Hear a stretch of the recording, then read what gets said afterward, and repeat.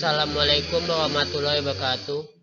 Perkenalkan, nama saya Yanggi Aprianto dengan NIM 206511014 dari kelas 7A D4 Akuntansi Manajerial. Pada kesempatan kali ini saya akan membuat video tentang laporan analisis studi kelayakan bisnis pada usaha tahu tempe Bontang Pak Dawam.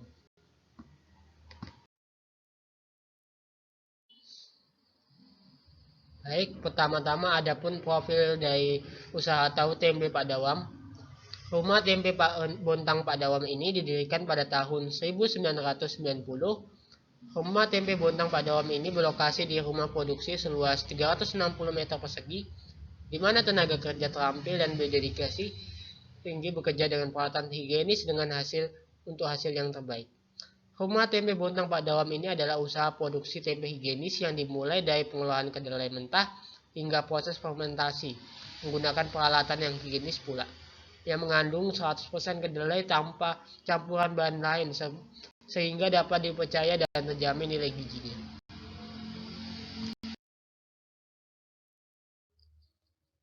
Baik, di sini di aspek studi kelayakan bisnis ini saya akan menjelaskan tentang aspek-aspek pemasaran, aspek manajemen, aspek produksi, dan juga aspek keuangan.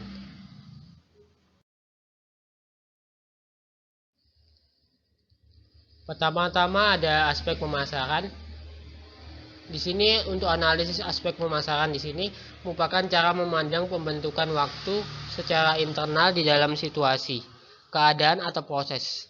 Pemasaran adalah satu kegiatan pokok yang dilakukan oleh perusahaan barang atau jasa dalam upaya untuk mempertahankan kelangsungan hidup usahanya. Kemudian adapun kebutuhan dan keinginan konsumen. Berdasarkan data kuesioner menunjukkan bahwa keinginan konsumsi tempe tinggi sebesar 48,70%. Sedangkan yang cukup ini sebesar 35,25% dan yang kurang sebesar 16,5%. Hasil penelitian tersebut menunjukkan bahwa masyarakat berkeinginan tinggi dalam mengkonsumsi tempe.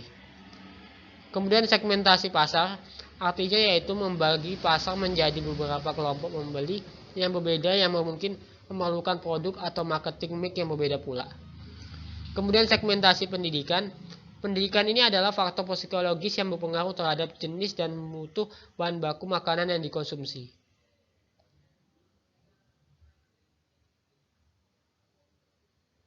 Konsumen yang berpendidikan tinggi cenderung dalam memilih bahan makanan bernilai gizi lebih tinggi dibandingkan dengan yang berpendidikan lebih rendah.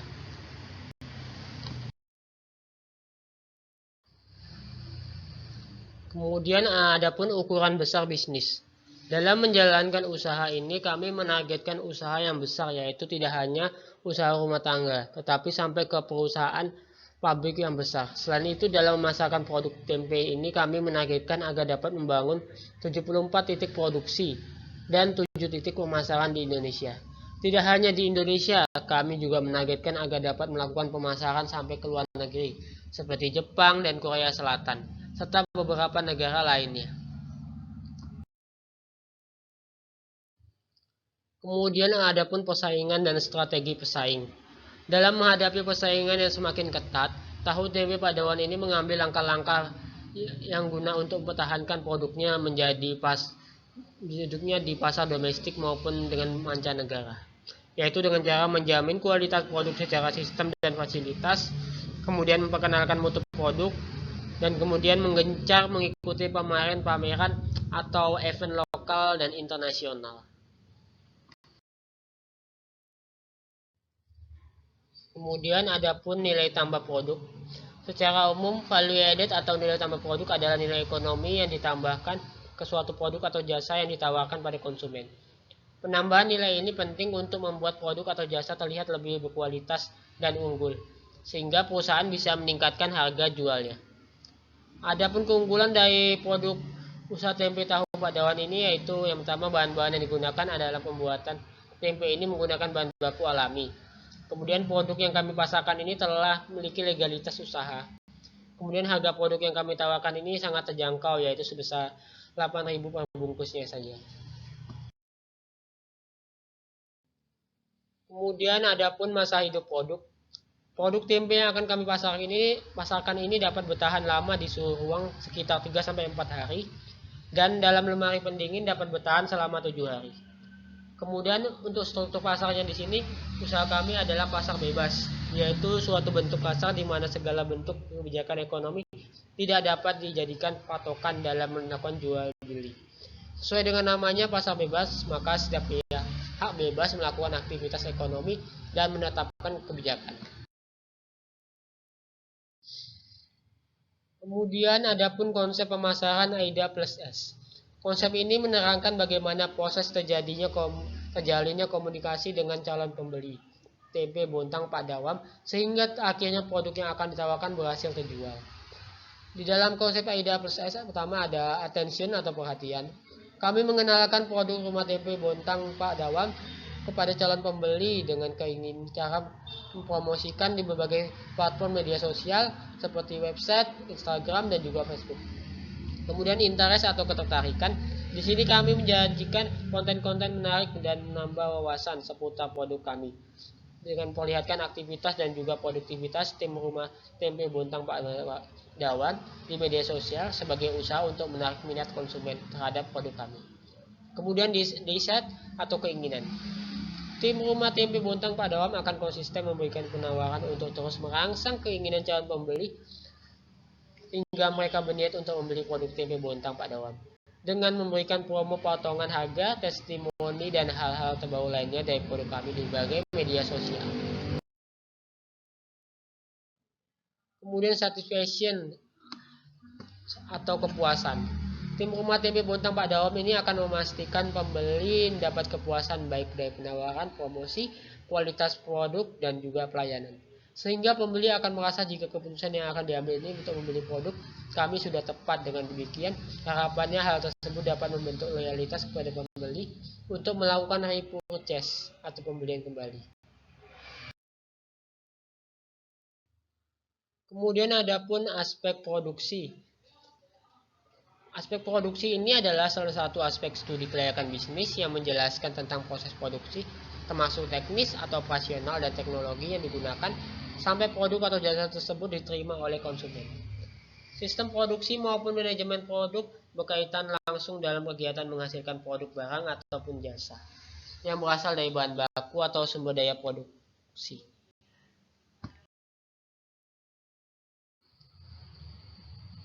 Berikut ini adapun alur produksi dari pembuatan tahu tempe Bontang Pak Dawam.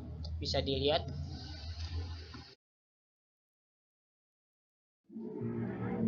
Kemudian adapun legalitas hukum. Tujuan dari analisis aspek hukum pada studi kelayakan bisnis ini yaitu untuk meneliti keabsahan, kesempurnaan, dan keaslian dari dokumen-dokumen yang dimiliki oleh pendiri usaha. Secara spesifik memahami aspek hukum dalam studi kelayakan bisnis ini bertujuan untuk yang pertama yaitu menganalisa kegiatan usaha yang akan dijalankan, yang kedua menganalisis ketepatan bentuk badan hukum dengan ide bisnis yang akan dilaksanakan, kemudian yang ketiga menganalisa kemampuan bisnis yang akan diusulkan dalam memenuhi persyaratan, yang keempat menganalisa jaminan-jaminan tersedia jika bisnis dibiayai melalui pinjaman. Kemudian adapun volume produksi. Berdasarkan data survei melalui website Rumah Tempe Bontang Pak Dawam, menggunakan bahan baku kacang kedelai sebanyak 2,7 ton dalam seharinya. Kemudian dari bahan baku Rumah Tempe Bontang Pak Dawam ini berhasil mencapai kapasitas produksi atau volume operasi sebanyak 4.378 bungkus per harinya atau per produksinya, dan berhasil menghasilkan kapasitas produksi sebanyak 87.568 bungkus per bulannya. Dengan jumlah tenaga kerja di pabrik sebanyak 9 orang, semua karyawan pabrik ini dapat bekerja dengan efektif selama 9 jam sehari. Untuk sekali produksi, tempe membutuhkan waktu kurang lebih 3 hari dari proses perendaman selama 2 jam. Dilanjutkan dengan proses perebusan, kemudian dilakukan proses perendaman kedua selama 20 jam, hingga akhirnya melalui tahap pengemasan dengan didiamkan selama 2 hari. Hingga produk tempe tersebut siap untuk dijual. Produksi dalam sebulan dapat dilakukan selama 20 hari kerja untuk menghasilkan kapasitas produksi sebanyak 87.568 bungkus sesuai dengan perhitungan biaya produksi per bulannya.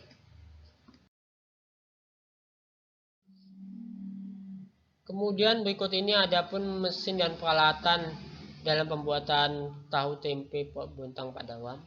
Mesinnya yaitu mesin pencuci kedelai, mesin pemisahan kulit kedelai, pompa air, mesin diesel, mesin pres kemasan, genset, hygrometer. Kemudian berikut ini yaitu peralatannya bisa dilihat.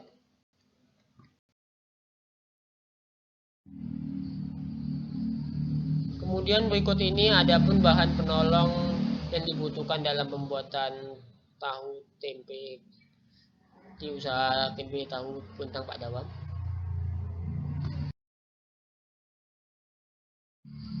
Kemudian untuk tenaga kerja yang digunakan untuk usaha rumah tempe Bontang Pak Dawam ini terdiri dari 9 orang karyawan pabrik dengan jumlah jam kerja selama 9 jam per hari dan upah jam kerja sebesar 17.500. Selain karyawan pabrik, usaha rumah tempe Bontang Pak Dawam ini juga mempekerjakan 1 orang supervisor pabrik dengan upah 3.500 per bulan. 5 orang karyawan bagian administrasi dan umum dengan upah 3.150.000 serta 3 karyawan bagian pemasaran dengan upah 3.150.000. Seluruh karyawan rumah tempe tahu Pak Dawam bekerja selama 20 hari dalam kurun waktu selama 1 bulan. Selanjutnya adapun aspek manajemen. Baik.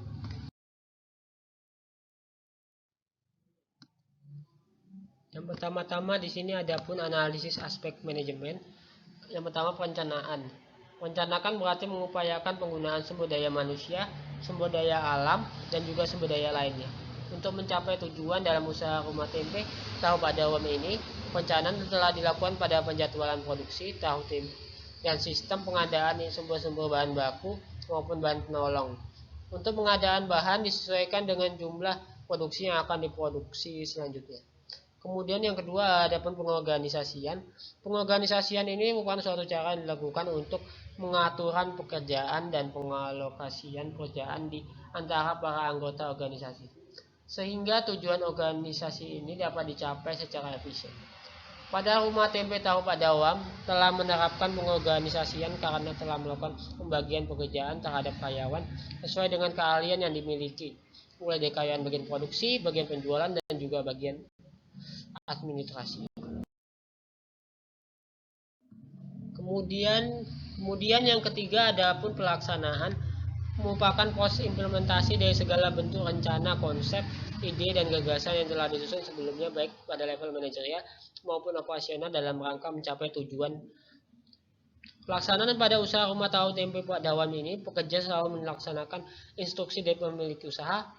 Proses produksi pada usaha tempe ini dilakukan setiap hari Senin sampai dengan Jumat. Kemudian yang keempat pengawasan. Pengawasan yang dilakukan pada usaha rumah tempe tahu Pak Dawam ini telah cukup baik, baik secara teknis maupun finansial. Pengawasan secara teknis dilakukannya pada saat produksi tempe, sedangkan pengelolaan keuangan dilakukan bagian akuntansi dan tetap berada di bagian bawah pengawasan pemilik.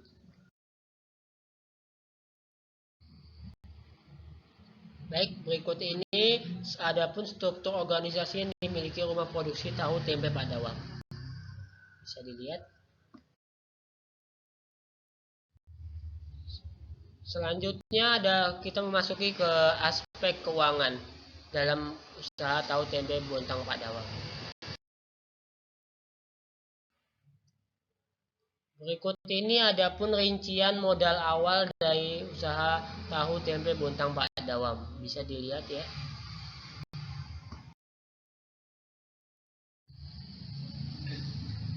Untuk modal awal dalam usaha tahu tempe Bontang Pak Dawam ini sebesar Rp1.680.288,25.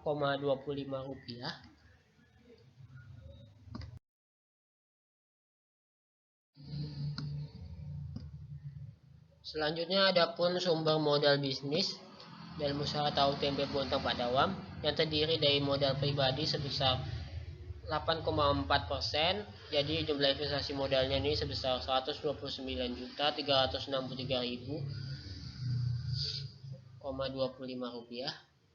Kemudian modal aktiva tetapnya sebesar 60,87%.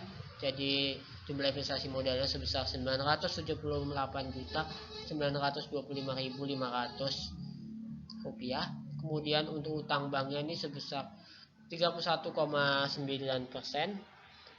Jadi jumlah investasi modalnya sebesar 500 juta rupiah. Jadi ditotalkan semua jumlah investasi modalnya ini sebesar 1.608.288.500,25 rupiah. Berikut ini adapun biaya-biaya standar dalam pembuatan tahu tempe bontang Padawam, bisa dilihat.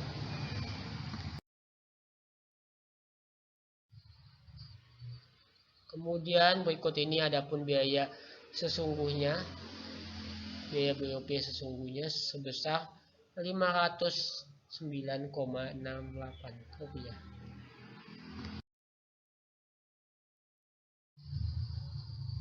Berikut ini adapun analisis biaya bahan baku standar dan juga biaya bahan baku sesungguhnya.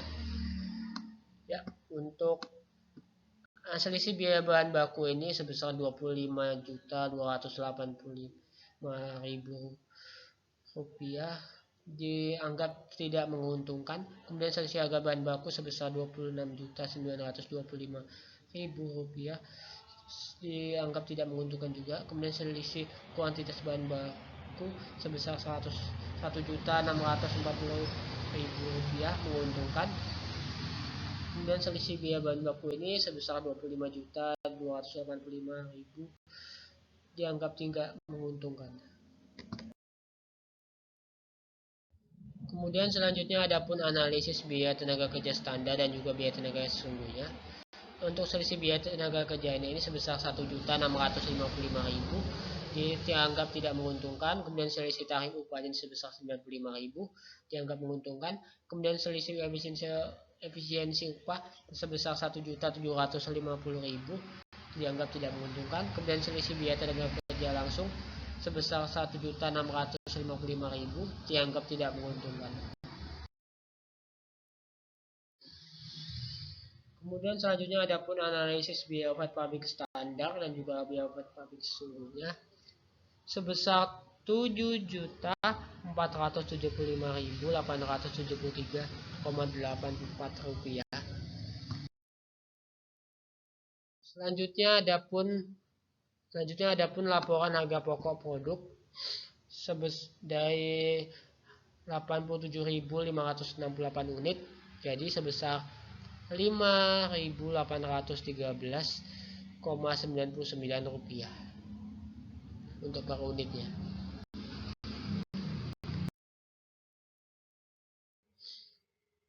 Selanjutnya adapun laporan laba rugi standar dan juga sesungguhnya. Untuk laba ruginya di sini sebesar 153.426.108,76 rupiah.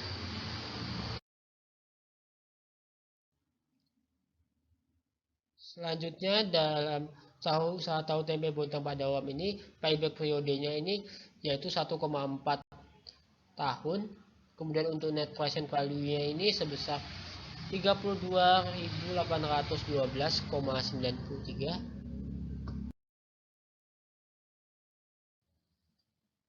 Untuk internal return atau IRR sebesar 70,09%.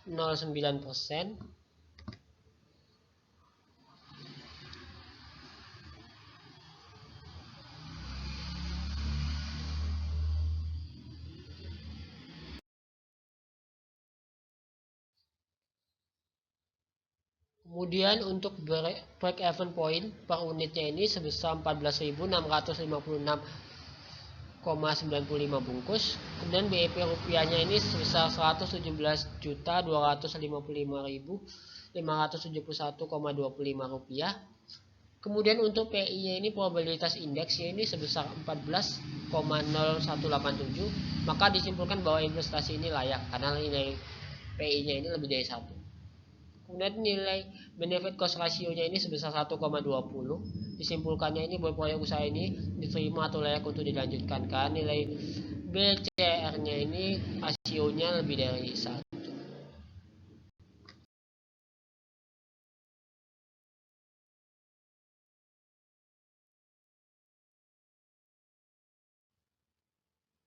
Selanjutnya, adapun rumah TP Bontang Pak Dawam ini meminjam uang pada Bank Mandiri sebesar 500 juta dengan angsuran per bulannya selama 3 tahun dan bunga sebesar 12% per tahun.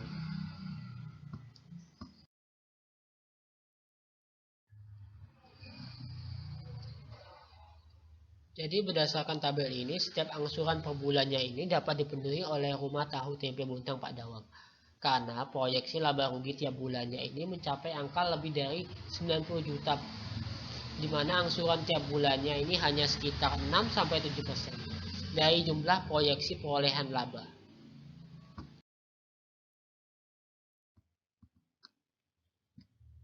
Jadi dapat disimpulkan bahwa perencanaan bisnis atau usaha rumah tempe tahu Padawam ini mampu dan layak untuk direalisasikan secara nyata dan menjadi bisnis yang besar untuk kepentingan pribadi maupun sekelompok ataupun dijual kepada para investor. Selain itu, analisis studi kelayakan bisnis ini dapat digunakan oleh para pembaca sebagai pembanding, acuan, atau referensi dalam pembuatan perencanaan bisnis yang serupa maupun yang berbeda.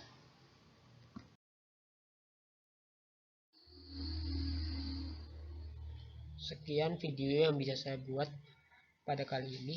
Mohon maaf apabila ada salah kata atau lain halnya dalam video yang telah saya buat ini. Saya akhiri, wassalamualaikum warahmatullahi wabarakatuh.